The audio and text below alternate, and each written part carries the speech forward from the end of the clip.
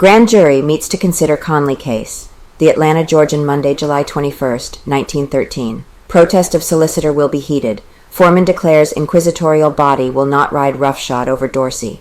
With Solicitor Dorsey reaffirming his certainty that Jim Conley will not be indicted before the trial of Leo M. Frank, and declaring that he will fight with all his vigor any movement in that direction, the grand jury members gathered in the Thrower Building Monday morning in response to the call of Foreman Beatie to decide whether they will reopen their investigation of the Phagan murder mystery. A strong probability that no action would be taken during the day arose when it became known that there were only 18 of the grand jurors in the city, a bare quorum. In the event that all of the 18 did not appear, there still was the opportunity to go out and summon talesmen at random to serve on the grand jury. But no statement was made as to whether this legal privilege would be exercised. No witnesses called.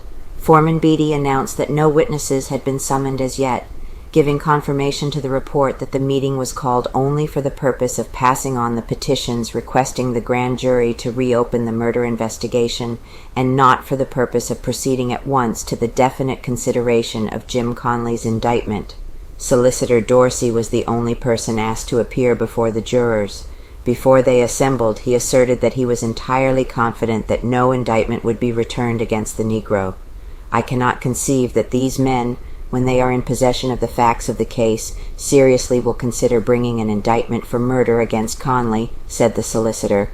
Foreman Beatie indicated that if a quorum were present and a decision were reached to go into the connection of Conley with the crime, a number of witnesses would be served at once with subpoenas, and that an opportunity would be given for the presentation of all the important evidence against the Negro.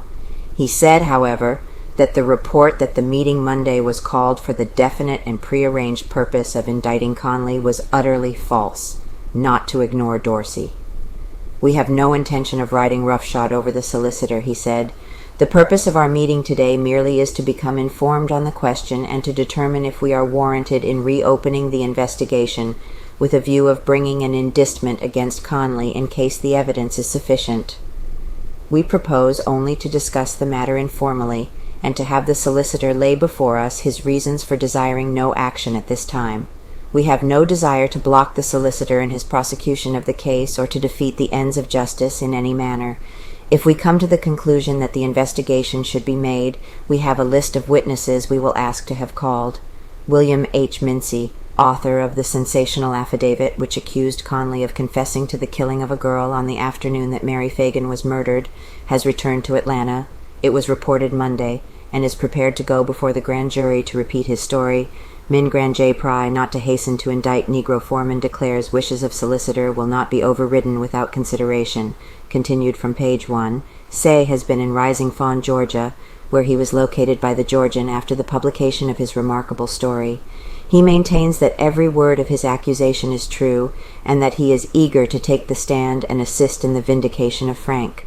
Reuben R. Arnold, of counsel for Frank, said Monday that no move would be made by the defense for a continuance of the case, which is set for trial a week from today. He asserted that the lawyers for Frank were prepared to go ahead with the trial at once.